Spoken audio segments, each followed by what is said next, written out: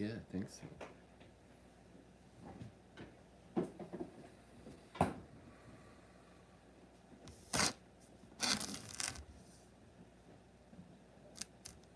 Oh, maybe we're live. I can't tell. Um, Good morning, everybody. Never done this before, so we're going to check it out together. We haven't done a lot of this stuff before, have we? So we're figuring it out, and I've got my first cup of coffee. So let's get to answering some questions. By the way, today is the release of the Hank Williams record. Darrell Scott sings the blues of Hank Williams, and so that's fantastic.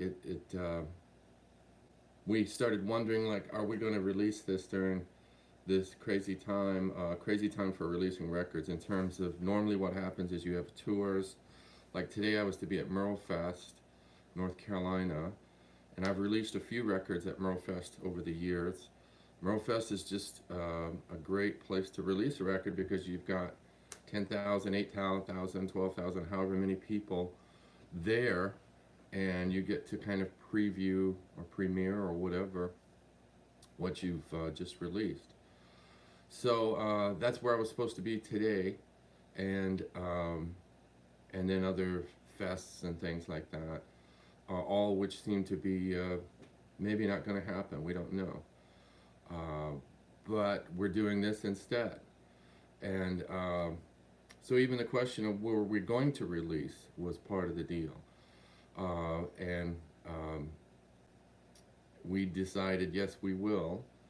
And we would try to figure out some of this online style stuff, like even this right now, and go forward about that. So you're part of the going forward, whether you like it or not. So we may as well get started. Where are you? Is that a question? They're asking where you're broadcasting from. Yeah, I'm at my farm in Tennessee, between Nashville and Knoxville in the Cumberland Plateau. That's where we are, and we're in the front room there, and this is a quilt in the back made by my sister-in-law, who had a birthday yesterday. Happy birthday, Vicky. And we got lots of her quilts. And that's where we're set up. I'm in what used to be the porch of the house, a real small house here on the land that we busted through the porch. And now it's part of the house, so that we don't have this porch any longer. We have a quilt covering construction, so it looks like it's better than it is. So that's where we are. What else we got? Tomatoes? Yeah, we have tomatoes. Do we have I think she is asking about tornadoes. tornadoes? No, we don't have any tornadoes. Not here. You know, a few weeks ago, of course, with the 1-2 punch from the Nashville and the central middle Tennessee area, there was tornadoes in early March one night, and most of the destruction was actually near us in terms of Cookeville, Tennessee, and that's where we get our groceries. That's maybe 30 to 40 minutes away. And of course, the second punch was the virus stuff. So Middle Tennessee has had you know, a pretty hard time, and yet Middle Tennessee is doing basically fine, because Middle Tennessee are strong folks, whether it's Nashville City World or out in the country, and we figure this out eventually. What we're doing is just staying at our farm a lot, like 100%, other than go get groceries. But let's see, tomatoes, right? Okay, right. The artwork on the album. So the artwork, this is just a miniature. This isn't the real. They don't make CDs this large anymore. Well, we do have the LP, and it's the same artwork, of course. So the artwork, so let's see, check that out.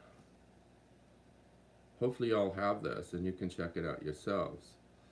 But let me tell you, this is Jim Sheridan, and Jim ran Hatch Show Print, which was an American classic printing that stayed into the printing much after everything turned to computers and all that style of stuff.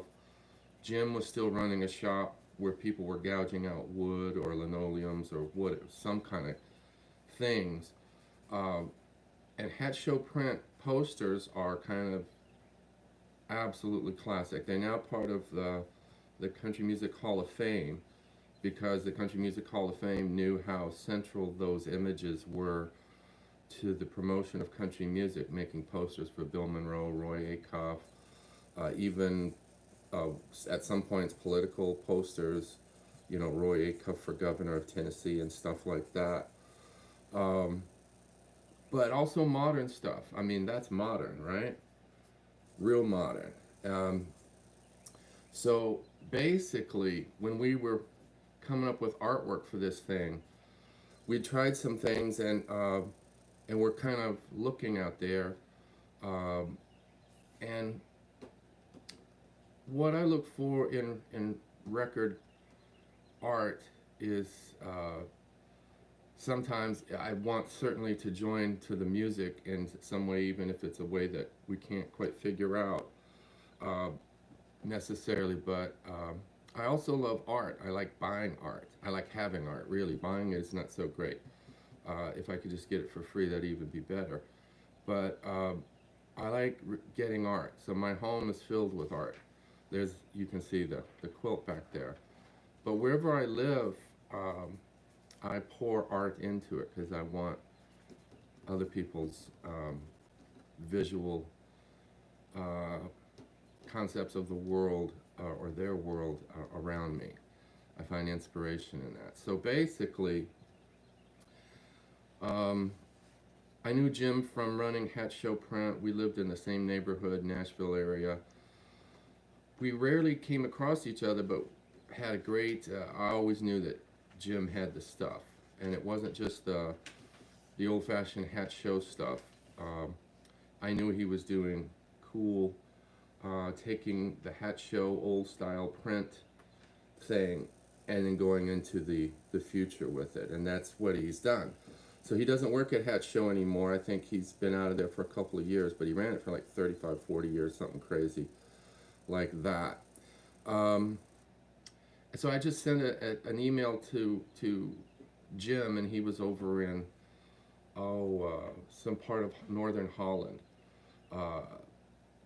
Anyway, he said he'd get to it when he got back to the U.S. in early January and wanted to show us stuff.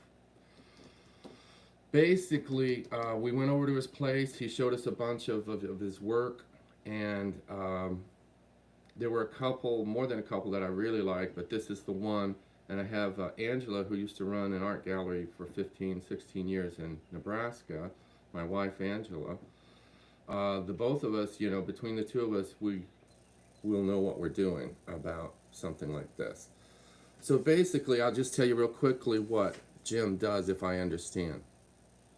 So these are kind of quilts, although they're not fabrics. They're sort of a visual quilt, if you will. He cuts these up from the prints that he makes across the rollers and all that kind of stuff. Sorry, Jim, for me butchering what you do, trying to describe it. And then he reforms them in this kind of situation or any of the others. Go to Jim Sheridan. Go look at what he's doing. It's unbelievable. So anyway, we saw this one, and I thought it sort of reminded me loosely of the Ryman, although it's not. It probably looks more like a New England mill. And then the stained glassy sort of stuff kind of bursting out of there, and it's sort of flame-like, and it's like on fire.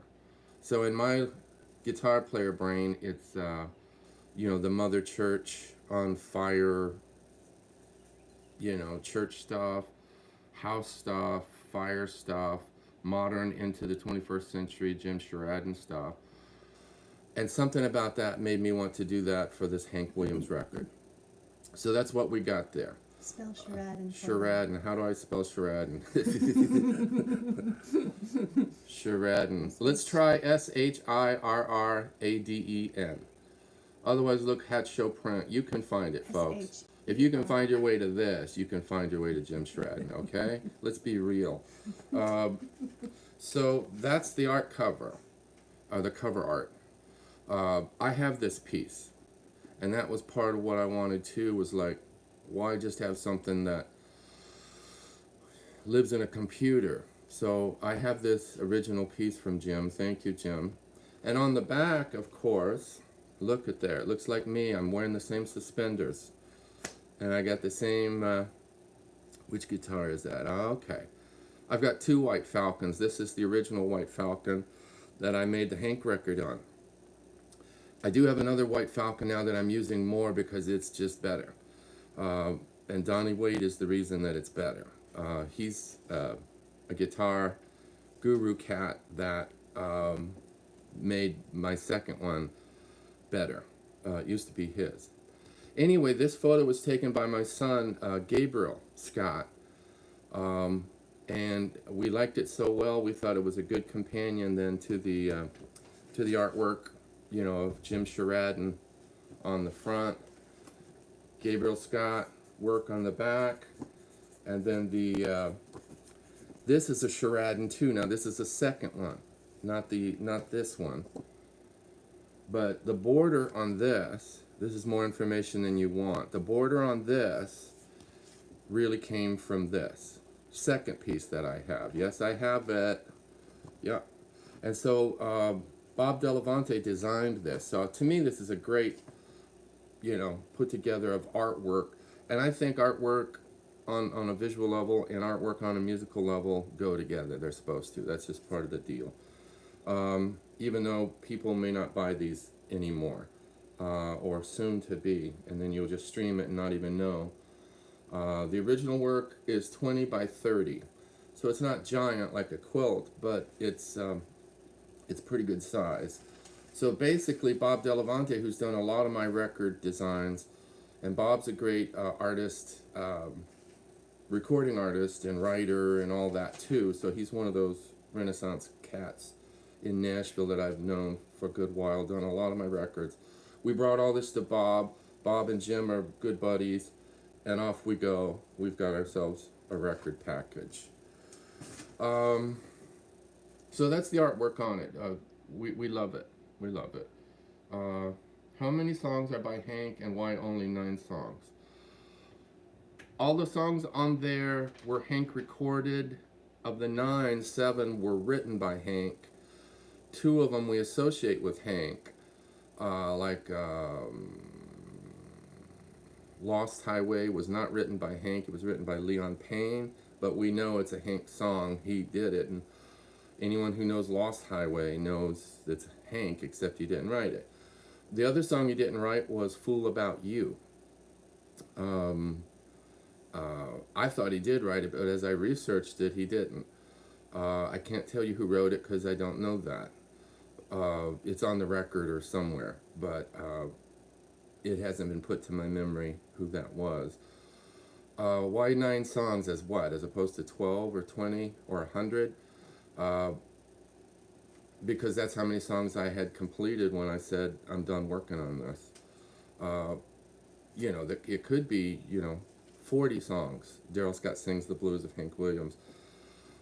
The blues is sitting in Hank. So to be able to transfer even loosely, either lyrically or musically speaking, the blues to Hank is not a difficult situation. The blues are sitting there in Hank Williams songs.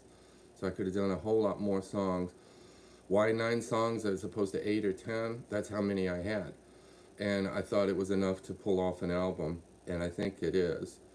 And plus, why do we all operate under the slavery of 10 songs, 12 songs, 14 songs? Give them a double album, make it an EP. So the length of things may not matter in the matter of releasing music.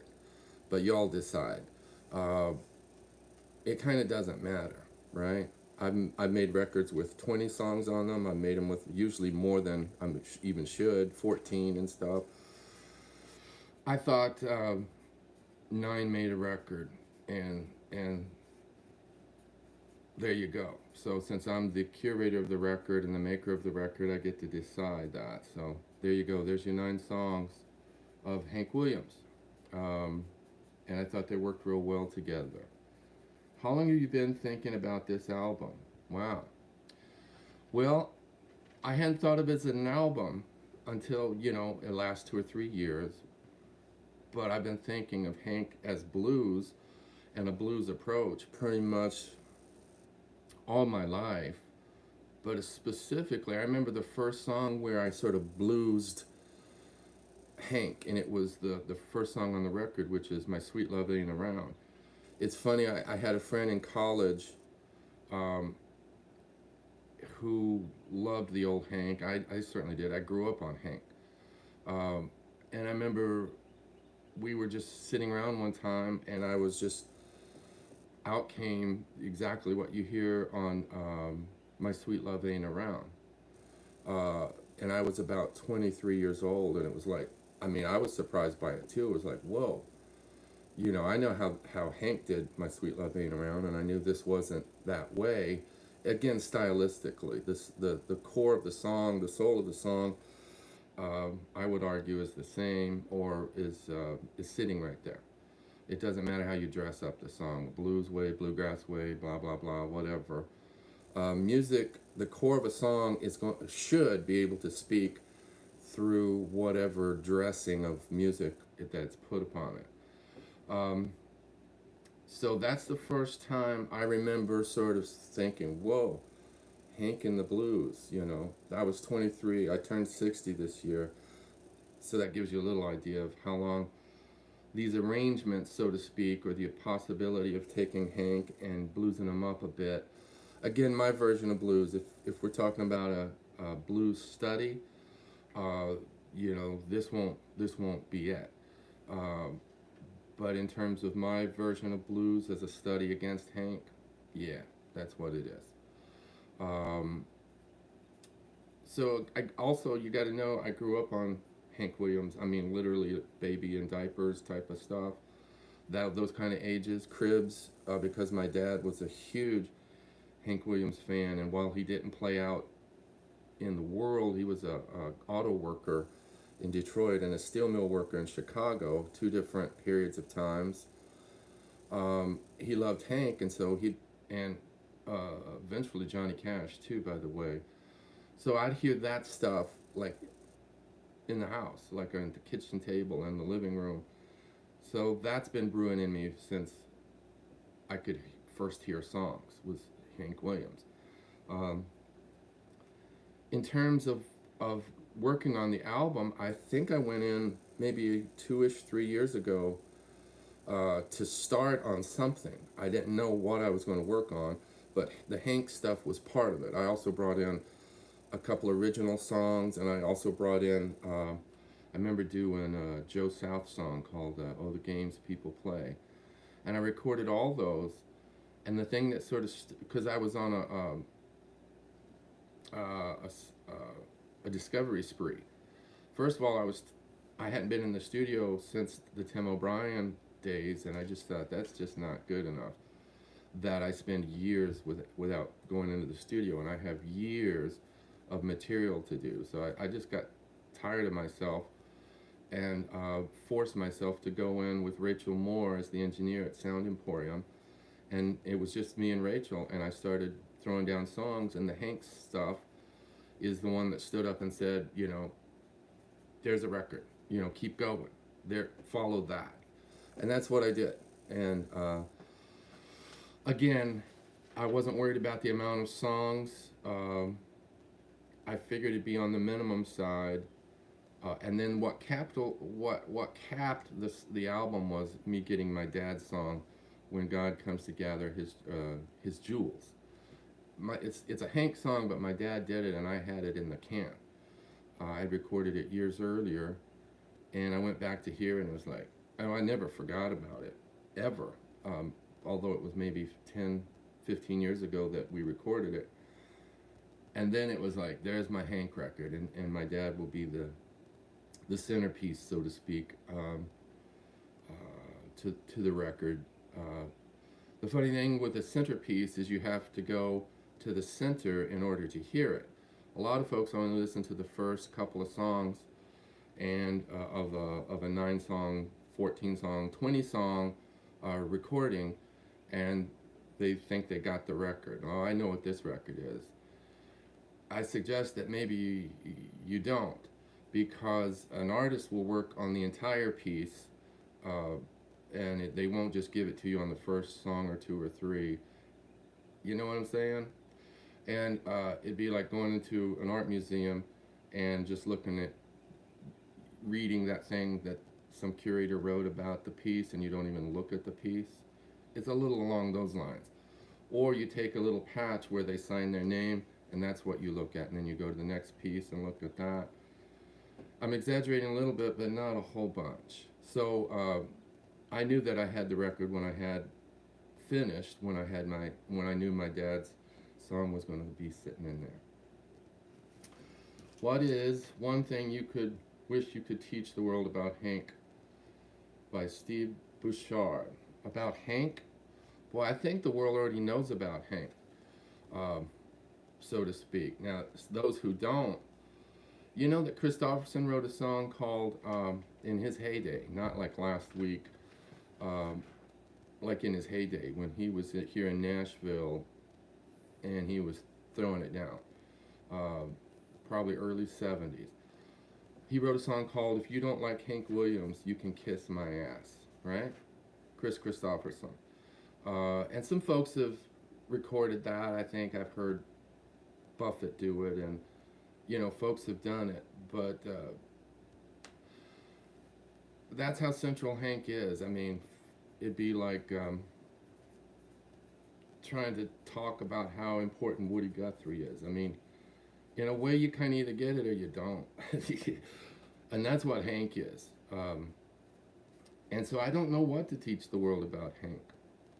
I think they already know, and if they don't want to know, there's a Chris Christopherson song that addresses this subject. What else we got? Have you ever been to Georgiana, Alabama? Yes, I have. Georgiana, is that what it is? Yes, I have been to Georgiana. If I recall, that might be the first, other than church, maybe where Hank might have played. I actually went to a theater in Georgiana, Alabama. I was doing the video for Hank Williams' Ghost a few years ago with Craig Havikhurst.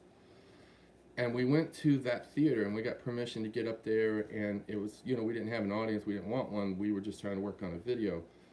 And I was in that theater where it was told to me that Hank, you know, was having his first gigs and stuff like that. Yes, I've been to Georgiana, Alabama, and part of the Hank Williams Ghost video was recorded there. So thank you for that. Yeah.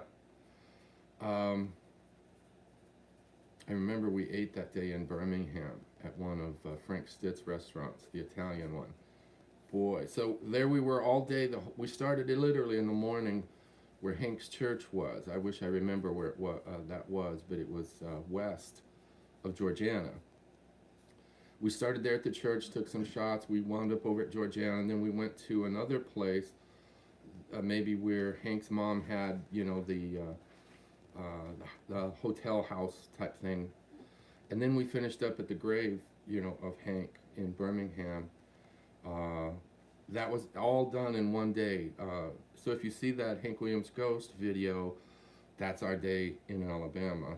Finished at a great meal at Frank Stitt's restaurant, Italian restaurant in Birmingham. A good day. What was the most difficult piece? Right. I'll get to that. What was the most difficult piece? It was Men with Broken Hearts. Not because it's difficult, as in like, oh my God, this is technically challenging. It was because of its message. And it was a different, so that's a spoken word. Oh, I thought of something. What would I tell the world about Hank Williams?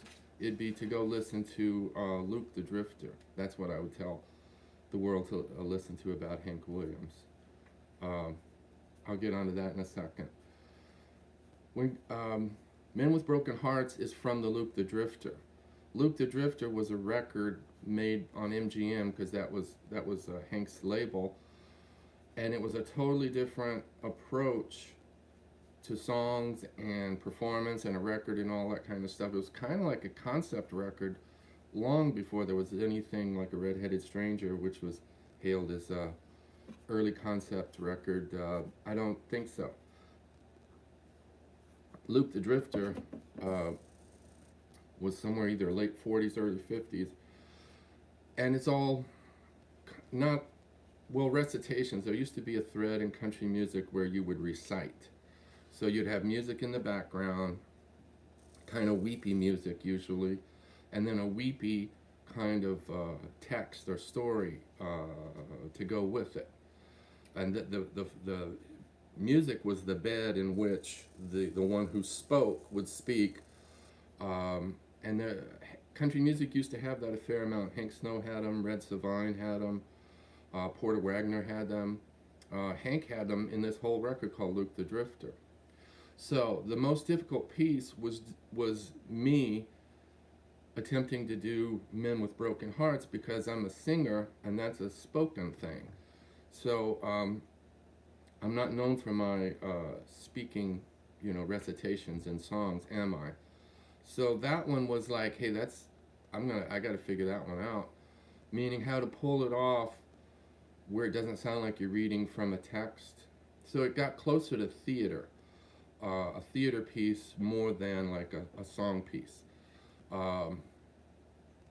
And what helped me to solidify that piece was the music that I had in the background. When I noticed Hank's version or Johnny Cash version of that, the music doesn't matter, just fill in the blank. You guys just write a chart and play along, and it just doesn't matter. I'm going to recite, and you guys just play, and then we'll all end somewhere together, was the basic kind of plan, it sounded like to me.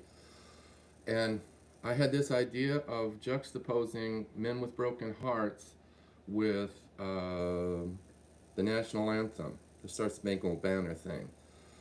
I had the idea of putting those two together and seeing if I could pull that off. And and if I were to do the Star Spangled Banner, I'd try to do it more along the lines of Jimi Hendrix, where you reinvent it or shuffle it up so much that it's, well, the Hendrix thing, of course, is shocking and beautiful. What I wanted to do with juxtaposing the national anthem was have a retooled chording and different chords on the national anthem, but not beat the listener over the head with the national anthem. Which is why no one's ever mentioned, hey, do you have the national anthem in that song? That's how hidden it is. Until now that I've now mentioned it, and now you 12 people know. But that's what I did. And so to me the most challenging part was, can that work? I didn't know whether it'd work, so I just started and found out on the other end. A couple other things about that, I tracked it on piano with my recording of the national anthem, recording, C-H-O-R-D, and then worked up from there. Reese Winans, when he came in on B3, was a major part of that. So there's times in there he spells it out, but I, mindfully directed him, let's not just do the national anthem, let's hide it. Again, I just confessed it, so now the cat's out of the bag to you 13 people. And when I had Reese on there, I realized I needed a little bit more of the spelling out of the national anthem, but still not clubbing people over the head. So I brought in Shad Cobb to mess with the national anthem, but also pronounce it at different times. So there's your Where's Waldo of Men with Broken Hearts. The musical Where's Waldo? Where's the national anthem, Darrell? But that was the most challenging piece because it was harder to think I could pull it off. You have talked about playing fearlessly. Is that who you are or cultivate? I'm doing this damn thing, aren't I? You know, I'm sitting in front of a quilt, in front of this thing, thinking that you guys are out there or that any of this matters. So that's fairly fearless, don't you think? So it's been both cultivated. It's mostly been cultivated, my fearlessness. Because if I don't, who's going to? You know, I have plenty of heroes that definitely do it. How about Christopherson? If you don't like Hank Williams, you can kiss my ass. That's pretty good.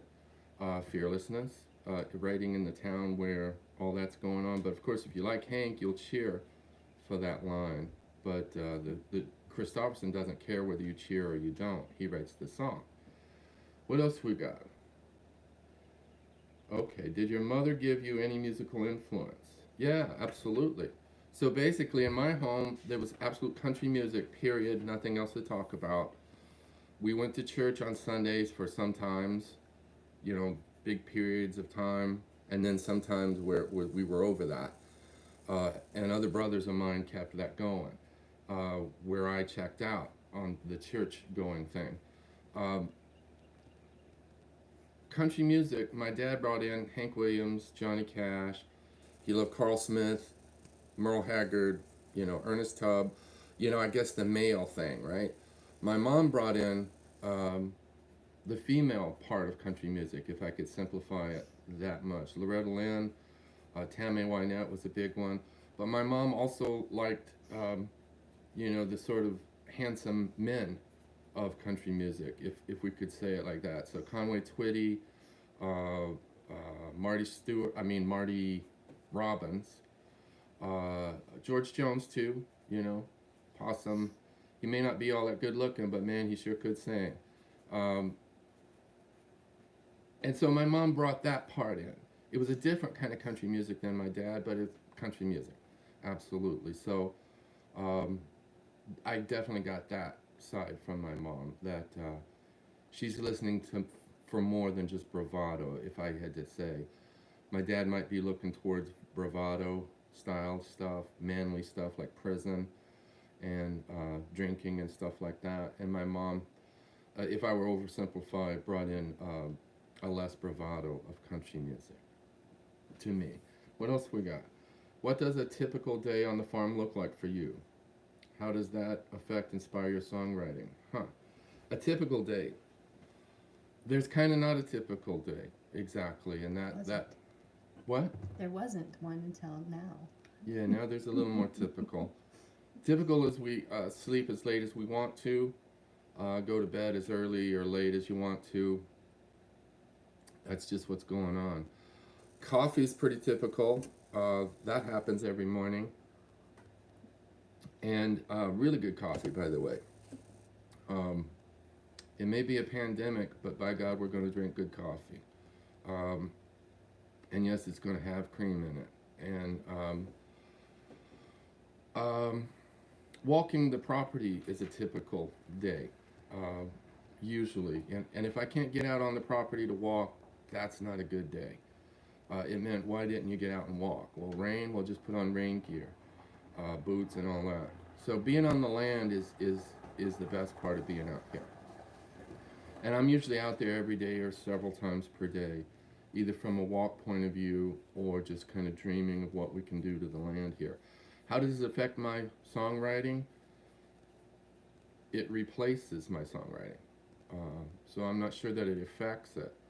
It replaces it. What's the next one? Who do you read? Who do you read? Here's a book I just finished.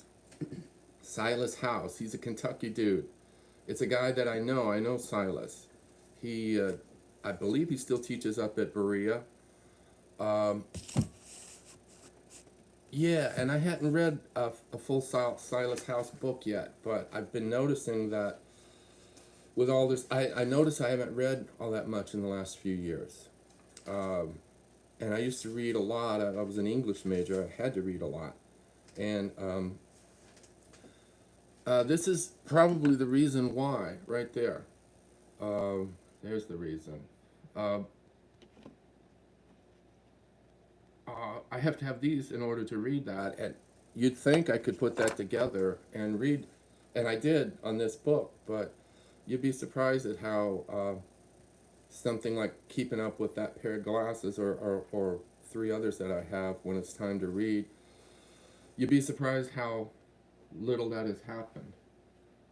Um, so I'm just getting back to it, and this is that book that I got back to it on. So thank you, Silas House. Just finished it a couple of days ago. Let's see. Do you have a garden? From Marvin Segal. We more than have a garden. We have a farm, but we do have gardens within that farm. I'm not much of the garden guy. We have a farm manager here who takes care of stuff, and also Angela takes care of her garden. Hers is right outside the house here. And stuff, that we can use quickly, like cilantro in last night's tortilla soup. Parsley in the meatloaf that I might make today. Spring onions, we got strawberries out there. Lettuces are just popping their heads out, so we might be able to eat lettuce from our garden right outside the door within the next week or so, something like that. And but the farm portion is somewhere else, is on another part of the land, and Luke, not the drifter, but the Yoder, takes care of that. I think of him in the house. But yeah, we got lots of that. We also can a bunch. We also freeze a bunch. We've got food. So Marvin, no tobacco, but yes, corn. Yes, we have corn. The sweet corn happens yearly. The tobacco, no. I do have some tobacco seeds that I was given. And where did he get those? Cuba? Yeah, a friend of mine went to Cuba and came back with tobacco seeds. And did we ever plant those? And they didn't come up. Yeah. So I would like to have tobacco, not to sell to Prince Albert, but just to have like 2 plants would be fine with me. And it'd be more of a joke, but one that you could, roll it up and see what it does. I don't know. What animals? 13 or 14 cows, 40 something lambs, 40 something goats.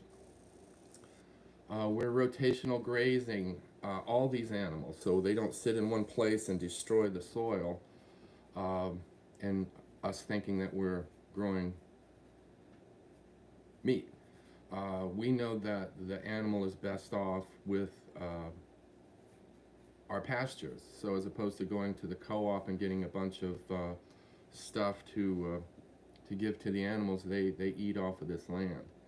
That's just simply what we're doing. We're not hooked up with an IV to the co-op for their food, nor the co-op for the fertilization. The cow poop is the fertilization, and so that's part of our deal here is rotational grazing. Move them along, let them spread their fertilizing out into the fields. The goats go into the outback and they clear and eat a lot of the sort of rough brush style stuff. So instead of a man with a weed whacker out on the hill here, we send the goats in instead. It's their food, and then we don't have to have a weed whacker and the petroleum to run the weed whacker. So that's what we're working on here. It's that the animals are part of the land and aiding the land in coming back from the beating they took, like all American farms, over the last 80 years or 100 years of propping them up with fertilizer, commercial fertilizer, and then propping them up with commercial food. Uh, the land is their food, and our soils are replenishing because we send our animals through to poop, pee, eat, and then put their hooves around on the property. So that's what we do for that. What else? I can't see that. Was the garden there, or was it? Yeah, the garden, this one by the house, was sitting out here when we got here. There were two really cool folks, Milton and Sarah, um, who owned this at a long distance from New Jersey. And they would come here in the summer and, just, have a more natural life than sort of the suburbs of New York City that they went back to for the rest of the year in their lives. So they had a garden out here that was great, fertilized, and it was ready to go when we got here. So the first day we got here, the first plantings, we had very successful gardening here, right outside the door. Talk about the recording of this album, all in what? Obi studio? No, zero was done at the Obi studio. First of all, I don't have a studio here. I do editing out here, which in editing is what I can do with like what we're doing right now, which is basically a computer, and I edit things that way. But I don't record music here yet. We're trying to get a studio built on the front of the house on the other side of that quilt. And we will. It's just my whole year looks like might be of gigs have gone away, so I don't have that finance that I have had. Like all of y'all are affected by all this, and probably in the pocketbook too, or your investments, or you name it. These are challenges, right? So I will get a studio out here, but largely what I do out here is edit. So nothing at the Obi for this Hank record other than editing. I think that's true. Yeah, it all got done in Nashville. Okay, how did I do the record? I went to Rachel Moore at Sound Emporium, and I started. And I had no idea what I was going to do, except I brought in some Hank. I told you earlier, I brought in some original songs, and I brought in even a Joe South song. And the thing that stood up and said, hey, go this way, was the Hank.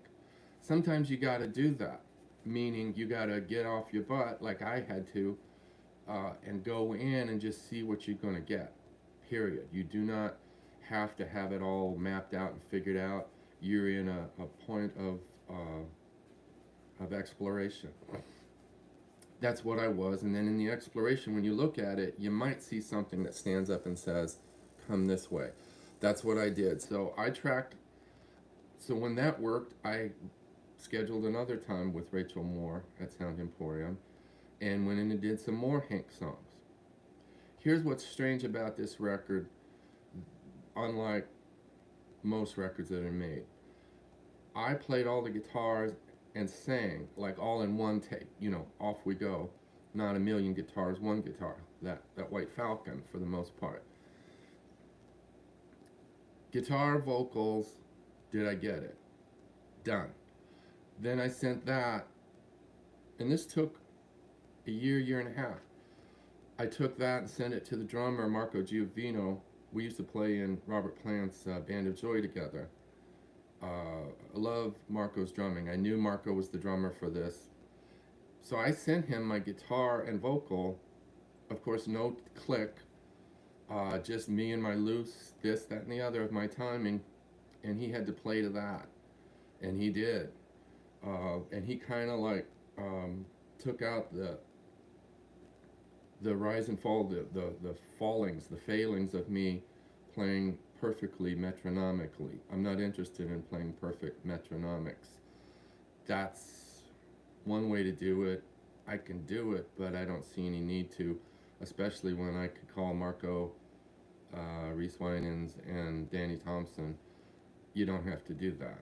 It doesn't have to be all lined up and perfect. So Marco did his parts, sent them back to us. There was a little of adjusting, like, okay, yeah, I am behind there or rushing, and I matched up then, roughly speaking, to Marco because he's more matchable than I am. And then we brought in Reese Winans at Sound Emporium and just had one day with Reese, and he blasted through all of the Hanks. And I even added him on a couple of other things of some other junk I'm working on while I had him because he blazes through stuff. He's Reese Winans. And then we had that. And then the last part was sending this over to London, England, by way of this same kind of computer stuff, to Danny Thompson. And Danny was ill for a while there and couldn't get to it for maybe 6 months, 9 months, a long time. But at one point, he was able to do it like all in one day too, you know. See, that's the thing. When you get the right cats, the right people, this is not a struggle. Marco will get it in a day. Reese will get it in a day. Danny will get it in a day. So these are not impossible things. They're within the grasp of a great musician. And then the record was done. A little bit of the moving around, and I had two songs that I thought needed just a touch more. So that's where I brought in Shad Cobb for Men with Broken Hearts, so he could pronounce the a little bit more of the Star Spangled Banner banter, Star Spangled Banter. And then Todd Phillips, it's funny, Danny got to every song but one when I sent it to him, and he didn't have it, there wasn't this one song. And it was like, he just forgot, and as opposed to like, it had already taken 6 months to 9 months to even get him to do these. I wasn't going to like, hey, Danny, could you go back in and do this one song? I live in Nashville. You know, there's great musicians, bass players all over the place. So I went over to Todd Phillips' house and had Todd record Shad and then have Todd play to this song that was missing bass. Done. So there was that. And Todd's on the last song of the album, if you were wondering. I can't think of what it is, but whatever's the last song of the record is Todd on bass. Everything else is Danny. The other thing that I did as an overdub was because I didn't have my dad's song when I had Reese in there. I hadn't put together, I guess, that my dad's song was going to be the centerpiece for the Hank record, because that's where I got my Hank, and I had this great cut of my dad. I called Steve Kahn. Steve's played on a load of my records, usually accordion, but he's played a little, maybe piano and organ. So I called Steve to play B3 on my dad's song, When God Comes to Gather His Jewels, because I wanted that to sound like it was from the same album. Yes, it's a different singer, of course, it's my dad, but it's still Danny on bass. Danny was there with me in Kentucky when we cut that with my dad in my dad's kitchen. And so I wanted Steve to come in with B3, so this album sounded sort of like, oh, that's the B3 album. That Hank record is the B3 album. And while on that song, Steve isn't like blazing it like Reese does on some of those songs, you're not supposed to. It's just to be a bed track of organ for my dad, recitation portion and the song. So totally different everything's. Steve can tear it up too, by the way. But this song required just a bed track of B3. And so Steve gave us that. And then I had my thread, I thought stylistically through this thing. I had my 9 songs, and we were done. There's the record. That's how we did it. What else we got? Is this it? Yes. Is there some place you would like to go when this is finally over? Wow. Well, there's the gigs, but you must be doing this too. Like, is there anywhere in your minds is there anything whispering in there that says, what if this stayed this way? Like, what if somehow, now this is science fiction, okay? I like science fiction. Ray Bradbury is one of my favorites. But is there anything going on in your mind right now, like it is for mine, that says, well, what are we supposed to learn about this? Right? So, meaning this pandemic and this social distancing, this lockdown, this reflection that we're all up to, or the social connections or thinkings that we might or might not be up to. So I won't answer beyond that. Are you thinking those things?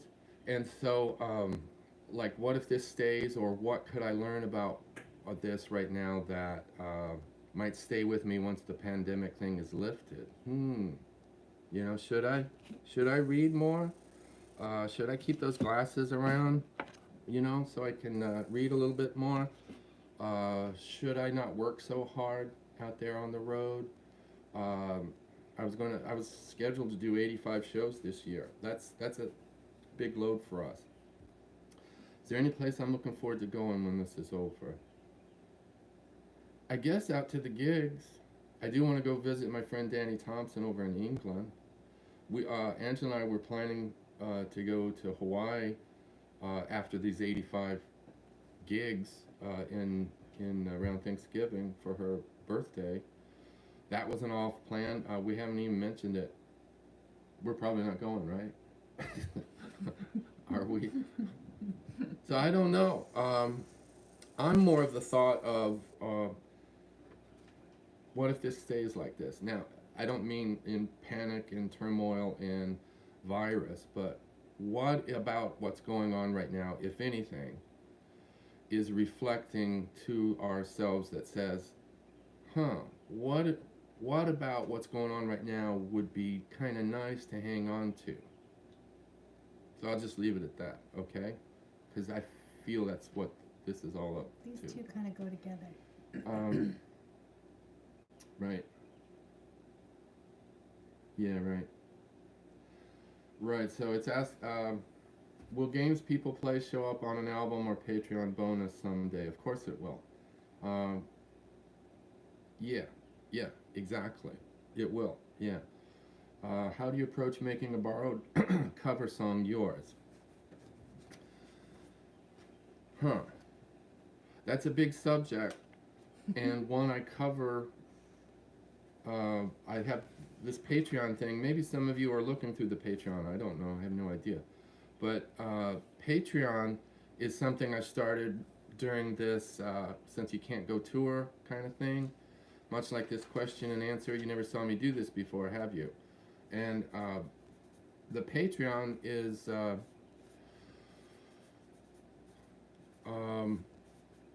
subscription thing where you all follow what I'm up to, and I put up content like monthly. And you come in at different tiers. You probably know this, and I don't need to say all this stuff, but I never had the Patreon prior to this lockdown. So the lockdown is affording me the ability to go bring content that I've been wanting to bring, like covers, or like talking about my instruments, or how did this song come about, and it's called Backstory. So I've made these different chapters in Patreon that you can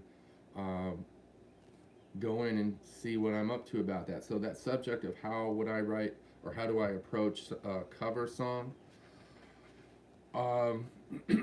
Well, I'll just make, because I could go on forever on that, and there's no need to. But the quickest answer I can give you is make it your own.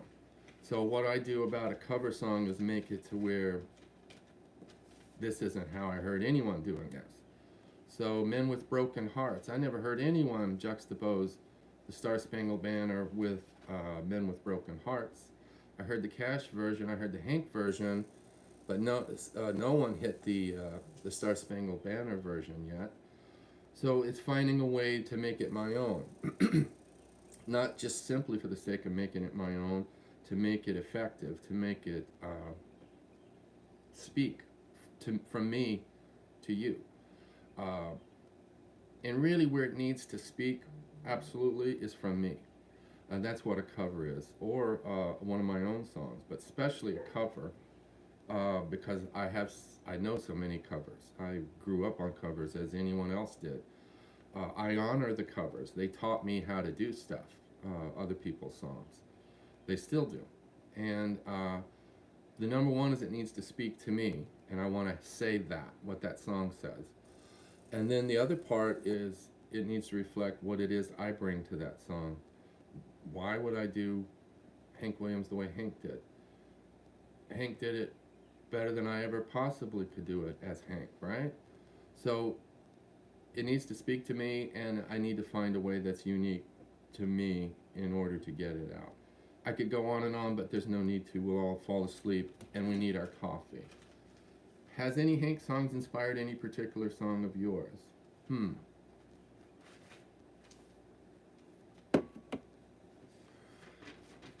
I can't think of one right now, but that's not how it works for me. If things inspire me, like Hank songs, Hoyt Axton songs, Joni Mitchell songs, Woody Guthrie songs, Jimmy Rogers, whatever, um, Stevie Wonder, I don't take it as a song to copy. It's like I extract something else about their song, like the essence of their song, like the essence of their song, and that's what gets cataloged to me, as opposed to what chord pattern did they use, what rhyme scheme did they use, this, that, and the other. Some of that is just intrinsic. What's intrinsic? A chorus is intrinsic. A chorus of a song, this part we all sing along to, the part where probably the title is sitting in it, like maybe the last line, that has an intrinsic thing where we're probably not even thinking about it, because we've heard so many songs that have the same idea of the chorus lifting, the general idea of the song being there in the chorus, all that style of stuff. So I've never taken a Hank song that I can think of and then basically rewrote it, type of thing, being that close to some of a song of Hank's or anybody else's. I'm not above borrowing whatsoever. I definitely will borrow. But in terms of how I think music goes into me and how it comes out, is I feel I might be getting the essence of the song and the composition, and that goes in some kind of filing cabinet. And then when I'm writing a song or working on something, something about it will leak out. Sometimes specifically, like I'll know that I'm on top of somebody else's song there, and it's a salute rather than I'm stealing and never giving you credit for it. But it's only for a short amount of time, and probably not enough that would hold up in a court of law. But it's, again, it's more of a salute when I have that happen, because I know where it came from. Are there some songwriters you listen to who we might know about? Right. That doesn't read correctly. But I think I know what you're trying to ask, or whatever. Are there some songwriters out there that I think you should know about? Okay, gotcha. Malcolm Holcomb, who dat?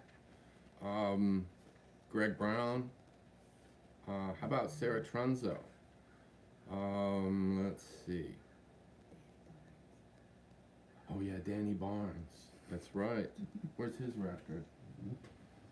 Don't worry about it, Angel. No, we'll hold it up some other time. Danny Barnes has a new record out. There's all sorts of folks. I teach songwriting.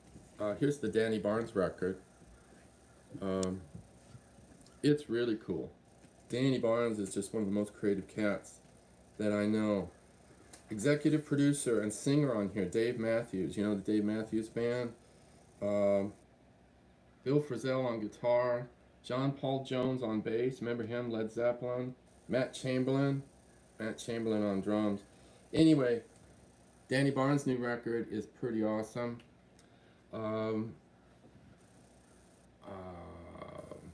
I teach a lot of songwriting, courses, and really what I do is gather and we talk about songs. I'm not sure I teach anything, but we talk about stuff. And my series or whatever is called Song Food, and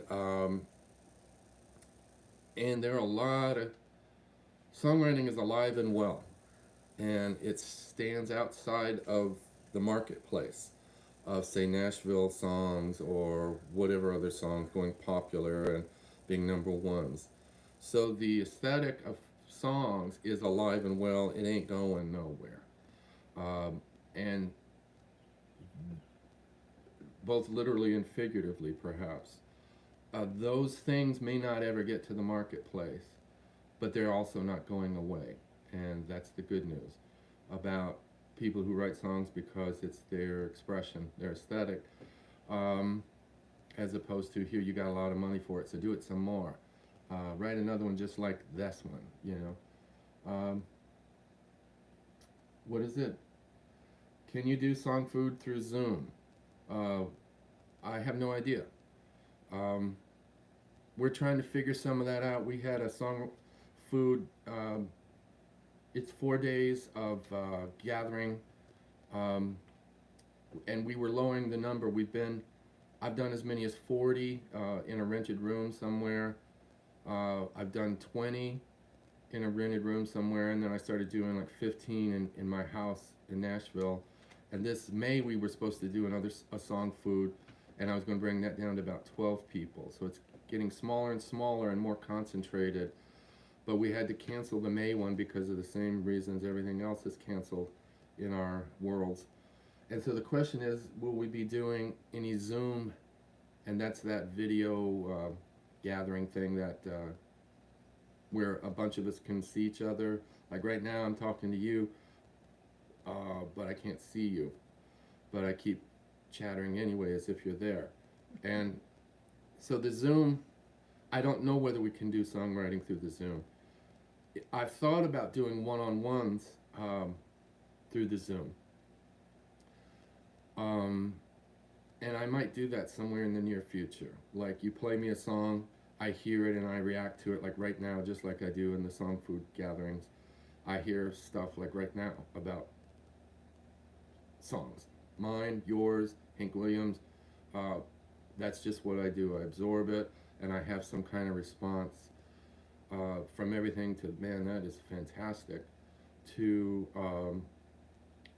have you thought about shortening that chorus or lengthening that verse or getting rid of that bridge? All that style of subjects is, I get there by reacting, hearing the song, and then there's my launching point because I just heard the song, so therefore I can talk about the song. Can that be done through Zoom?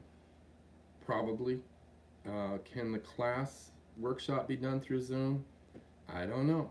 I don't know, but hey, if you all have any ideas on that, let me know, because I definitely would love to be talking to folks about their songs. I just also felt we couldn't gather in May and do that like we were scheduled to, which is why we had to change that. How do you feel about others covering your songs? Do you have any favorites? Yeah, I love when people cover my songs. And I mean, you know, around a fire circle, if that's where the songs are covered, or, you know, famous people doing them, or regional bands doing them, or, you know, a young person on a YouTube video doing You'll Never Leave Harlan Alive, or whatever. All of that stuff. Yeah, of course I love it, because then the songs are out there on their own going forward, as opposed to me, you know, pushing them through like a team of mules, either on the road kind of team of mules. What hotel are we in today? How long of a drive do we have before the next gig? Style of mule approaches.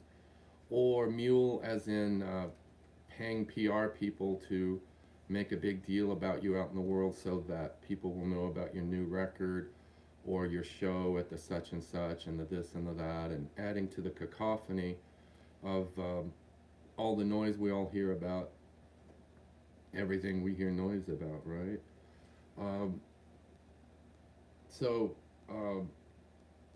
What was the last question? Oh, Let's see, authority. I'm just trying to see if I'm done with that. Do I have any favorites of people covering my song? Okay, I'll mention two. One was I was camping in Chattanooga area near Raccoon Mountain, and this is when the song "It's a Great Day to Be Alive" was out, and I heard a woman who, of course, wouldn't have no idea I wrote the song, uh, putting her baby in a car seat in the back seat, singing "It's a Great Day to Be Alive" to her baby. That's a pretty good cut, and so that's a nice cover that I like. And also, let's say the Dixie Chicks doing "Long Time Gone." I like that one because the Chicks were the Chicks. They were strong, they were hot, they were musically there together, singing their asses off. They were the best that we had in country music before country music decided to chop their legs off and not play them no more. And very interesting. Take your best act and don't play them anymore. There we go. So, but before country music did that, their last single that rocked was "Long Time Gone," which was the song I wrote. And so when I heard the girls do that, and I was with my kids driving around Nashville somewhere, I knew it was a single, but I hadn't heard it yet, not even a copy. And so we're listening on the radio, and it comes on. And so when I heard that, it was like, these girls are going to do it. So yeah, that's a pretty favorite cut of mine because of its timing, what the last verse says, and how the girls didn't change the gender. A lot of times people are gender sensitive. So if a song is about a woman, man to woman, then most covers turn it from woman to man. And some people are brave enough to just say it like it is, like woman to woman. You know, Emmylou always did that. She didn't change the gender. She just sing the song. And the Dixie Chicks did that too. So that's one of my favorite cuts too because, well, it was successful, part two, but it was successful when I heard it that first time, meaning they delivered the goods. And they're strong. So I love the Dixie Chicks cut. Thank you. Who do you wish Dream to perform with? Johnny Cash, Jimi Hendrix, and Ray Charles. Tell a Guy Clark story. Tell a Guy Clark story. Tell a Guy Clark story. I'm going to save that. The Guy Clark story. We've got this thing called New Moon, New Music on our Patreon site. Go check that out. Because here's the deal. I can't tour right now, right? Supposed to be at Merlefest tonight. There is no Merlefest tonight. So what I'm doing instead is putting content that I would otherwise do maybe out in live shows-ish, like the live streams, like talking about backstories of songs, like showing my instruments and talking about where this guitar came from or this drum or this whatever. That's where I'm showing up. Is in the Patreon page, and yes, sometimes these live stream style stuff. If you're interested in what I'm doing, your best bet is going to be the Patreon page because we're putting up lots of content, not just a little, a lot of content there. So that's and there's a Guy Clark one that's coming up. So rather than kind of spilling the beans now, I'm going to let it do its job. When it comes out, and I'll bet it'll be within the next month. And there's a great Guy Clark story coming up on that series, so stay tuned. What else we got? Are we done? What do you think of Little Feat? Oh, Little Feat, ridiculous. They're amazing. One of my dream bands was Little Feat. Lowell George, of course. Lowell was bad to the bone. Player, singer, writer, fronting of that band, it doesn't get any better than Lowell George and Little Feat. So much so that when I did the album, the Couchville Sessions, I had tracked the album with Killer Band, all playing, singing, solos, everything happened at the same time in my living room. Uh, Kenny Malone on drums, you know, 5 feet away from me. Dan Dugmore on electric guitar or pedal steel, 8 feet away from me over there. Danny Thompson on upright bass, you know, 8 feet over there, and me. We tracked all of the Couchville sessions, Theater of the Unheard, and what is it? Invisible Man. All tracked with the same people, the same living room, over 2 blocks of sessions. When I did Couchville sessions, I added one musician, actually 2. Shad Cobb came in on fiddle on 2 songs, but as a bass on every song, I brought in Billy Payne. I shouldn't call him Billy because his name's Bill Payne. Everyone calls him Billy who doesn't know him. Bill Payne came in and played keyboard on everything. Bill was right there with Lowell George in Little Feat, and all sorts of other records too, the Doobie Brothers, and on and on. Bill Payne is a monster, so I called Bill Payne to come and play on all and finish out that record with me. So from the tracking I did with those other guys I mentioned, Bill came in and was the final cap to that Couchville Sessions record from Little Feat. So am I a Little Feat fan? Of course I am. I came to it late. I was in college, and I went to college later than most. I was in my late 20s before I heard Little Feat. So somewhere in the 80s, I heard Little Feat and was just like, what are we talking about here? Great songs, great playing, great band, the best. Little Feats is right up there to me, like Allman Brothers, great. You know, just like we can't do without them. I could go on and that. The Eagles aren't on that list, by the way, of influential, great stuff.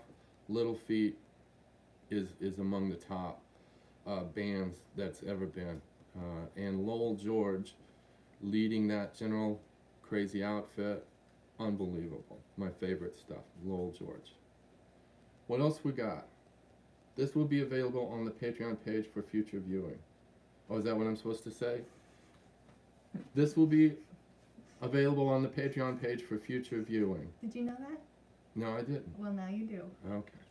So in case you didn't get enough of this now, or you want to invite some folks to let them know what they missed, they can see it somewhere else. So why don't we use that as a wrap? Do you have some notes here? Oh yeah, yes I do. So this is the day that Darrell Scott Sings the Blues of Hank Williams is released. And it's supposed to have been at Merlefest. You know that story. Supposed to have done a whole year of touring around it. That story we probably know how that ends.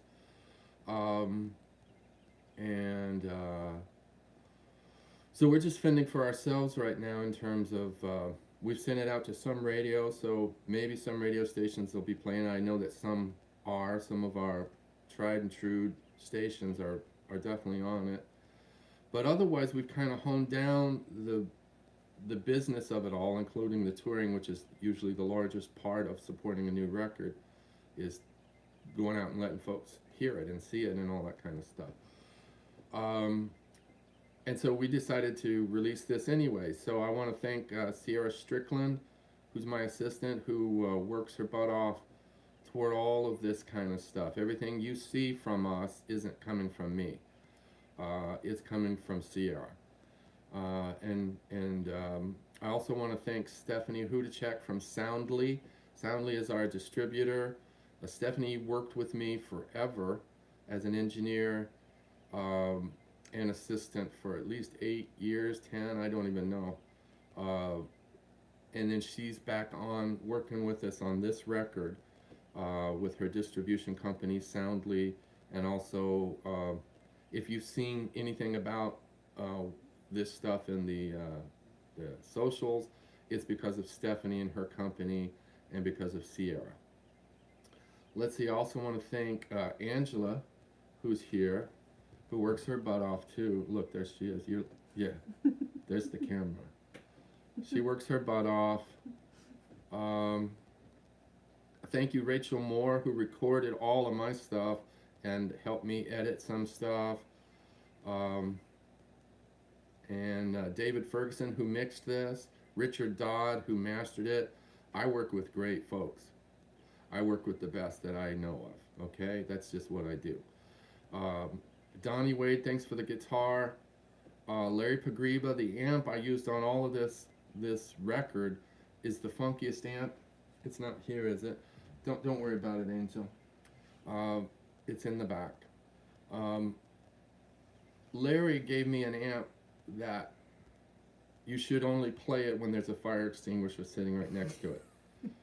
Larry is Larry Pagriba, but this amp sounds killer. So if you like the sound of the guitar on this album, it's that amplifier. We did no tricks. There's nothing else going on. It's me plugging in a White Falcon into his amp, which used to be a Montgomery Ward's amp that he did something to, and it's bad, real bad. It's a very thoughtful question to finish with. What is it? We got one more? Steve Bouchard, real quick, which means of purchasing the album is best for you? Real quick, which means of purchasing the album is best for you? You mean the one I make the most money on? Right? That's probably what that means, right? Probably what it means. Okay. Probably this, I guess. Is it? Like, would he go to your website? Yeah, the website would do that. This is probably second place, maybe first place. If you're talking money, I don't know. Is that what you're talking? There's this one. There's this one. Probably the one that makes the least is the streaming. Yeah, that's probably the one that makes the absolute least.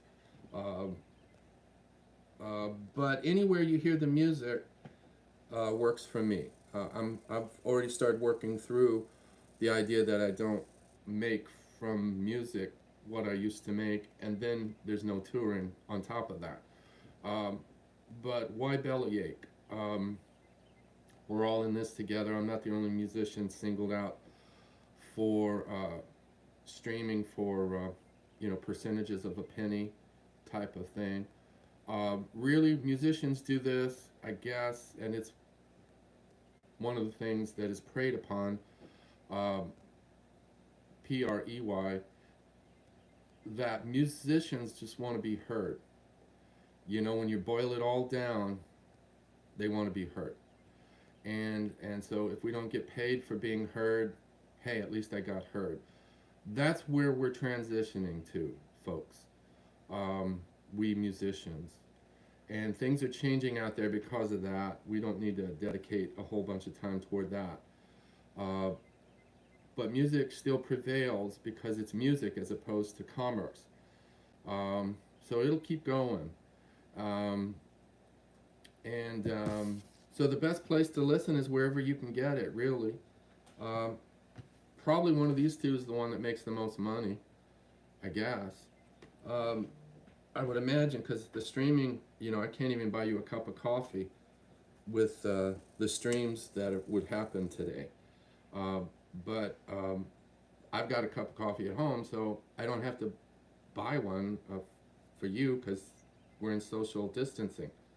So I can't get you a cup of coffee, but I got mine, you might have yours. So anything else? Otherwise, let's call it a wrap. Thank you for tuning in on this question and answer. Maybe we'll do it again. Or there's no international shipping at the moment. Okay.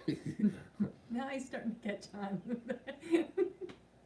There's no international shipping at the moment. Okay, so did that just get tweeted today by Trump? There you go, folks.